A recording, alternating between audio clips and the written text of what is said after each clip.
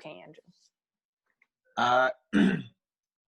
Yeah, so like I was saying, it's just good to see that the media is portraying more and more interracial couples. Because I remember seeing a Cheerios commercial where it was like a black husband and a Caucasian wife, and they had like a mixed baby, and it was cool. It was like, but I think that was a little bit controversial. There were some people complaining about that commercial, about how, oh, that's not right, you shouldn't be portraying that on TV. And so I still think we have ways to go, but I think if the media still continues to do that and showcase those interracial couples, it'll definitely not curb racism completely, but eventually kind of, the younger generation will start to learn better and start forming their own opinions of how they view interracial dating, as opposed to it being imposed upon them by an older generation that doesn't quite understand that things are different now. Things have evolved. Things are changing for the better, right? Yeah. So, yeah. It's interesting that you bring up media, because one of the things that I noticed, like, okay, there's two things. So first thing is, whenever Justin and I see either an interracial couple in real life or like an ad that shows an interracial couple, not just black and white, but like any interracial couple, we pinch each other and we say, oh my God, I see. Kind of like what you would do if you saw like a buggy back in the day. So we like, I see stands for interracial. Yeah. So, like, That's awesome. oh my God, did you see that? Did you see that? So And for I feel you guys, it's still like a sight to see, huh? Absolutely. We love it, like, because our goal is to do our part in making the whole world one like nice caramel tone. But like, aside from that, I feel like the biggest thing is, it's interesting because like you're talking about a commercial that portrayed like a black and white couple. And I'm just like, well, what about the brown and white couples, or the brown and black couples, or the, yellow couples, or whatever however you want to call it? Like, still, you're right. Like, we have such a long way to go. I remember I walked into Adidas one day. I don't know if I'm allowed to say that. I walked into a store that one day. I walked into a very popular sports brand store one day. Very, very popular.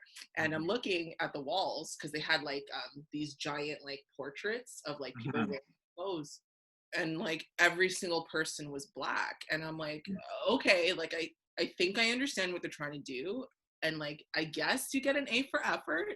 But like, when you have campaigns with people, and when people are asking for diversity in campaigns, we're not asking for all black campaigns. Like, obviously that's cool, but like throw in, like, why does it always have to be so like ratioed?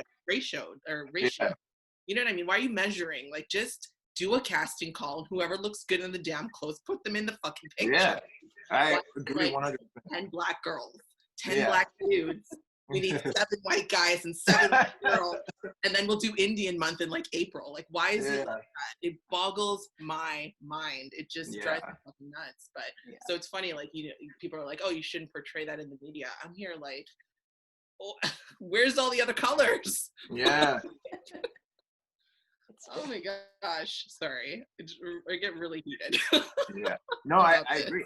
And like, you see it in movies too, right? Where certain roles, like where certain people are like get upset at the fact that there is a little bit of whitewashing that happens in movies, where like roles that are particularly supposed to be like Asian roles are being given to white actors, and that causes an uproar, which I understand, because it's like,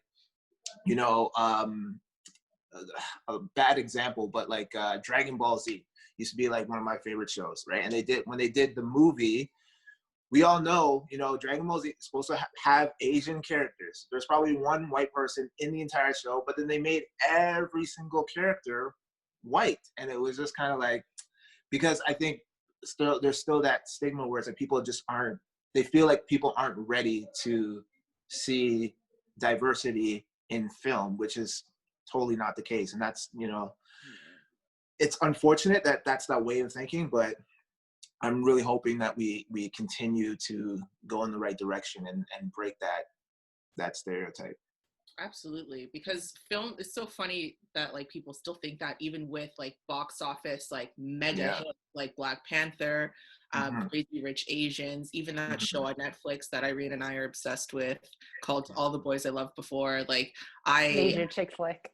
it changed like literally even like as a person of color, it's Hmm. changed the way that I watch movies and shows. Like Yeah. I can no longer watch a show that doesn't have diversity in it, whereas before I didn't even think about it. I'm watching Yeah. shows like Friends thinking like, okay, yeah, I love Jennifer Yeah. Aniston, like, and then like I'm not saying that there is malicious intent behind those shows, but like Yeah. just show or a movie even like Black Panther now, and I'm just like, damn, like I didn't even know that I was missing out, like, because Yeah. I didn't know it was with you. It's I'm true. ignorant to my own oppression or whatever, Yeah. my own lack of representation, um, and going not to place blame, but I do think a lot of this is American influence because you watch the same shows as I did, Andrew. I would argue growing up, like Goosebumps or You Fear the Dark.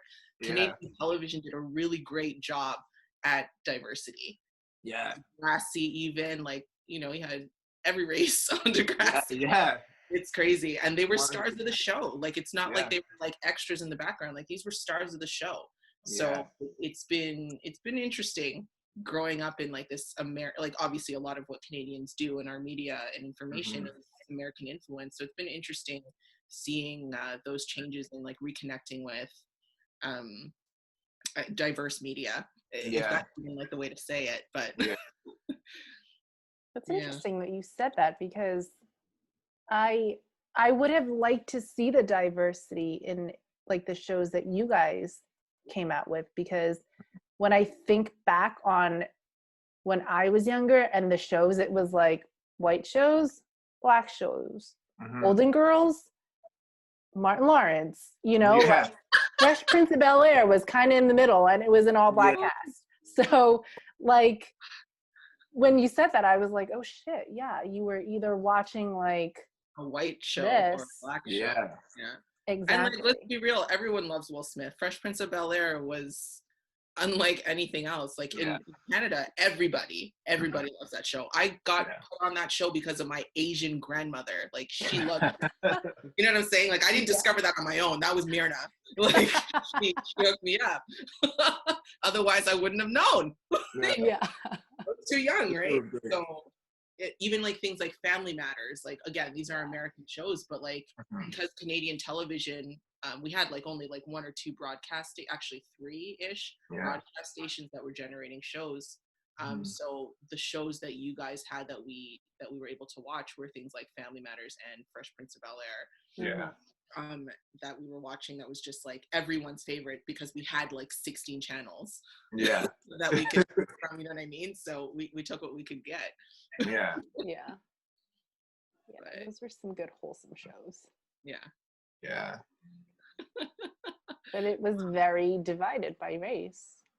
Yeah. So Yeah. even then, like we were absorbing this and we didn't even know. We just thought it was like super funny. But as adults in this world now, as I look back, I'm like, oh yeah, it was an all black cast. Or Yeah. Mm-hmm. there was like no, and like Asians nowhere to be found They weren't in the even in- 90s. Like there was we not- weren't even in the picture. Yeah. So, Yeah. yeah. Even like going back to like early films like Breakfast at Tiffany's, you have the Asian neighbor upstairs. Oh you my have- gosh, yeah.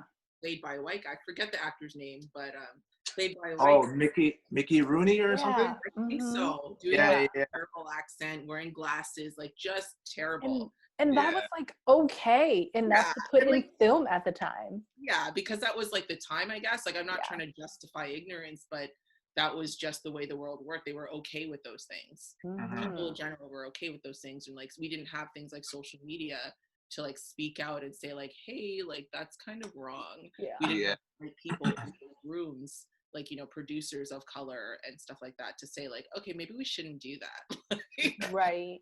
And like if we're gonna create a black cartoon character, even like maybe they should be voiced by a black guy, or if we're gonna have a gay actor in the film or a gay character in the film, they should be Yeah. portrayed by a gay actor, like Yeah. Right. not not some person who Is acting that part. yeah, Yeah. Yeah. and it makes like the shows that are coming out now with these new insights, are just next level shows. Like they're really hitting home for us. You Yeah. know, I'm sitting here watching teenage dramas that are making me cry, and I'm like, oh my god, like you know what I mean? Because it's just so real. Like they have some real shit happening. Like it's insane. But, yeah, we're definitely improving. We're getting there. Yeah. Yeah. I'm glad that we're all part of the change. Yes, we are. We're doing our freaking part. We're changing the world. So.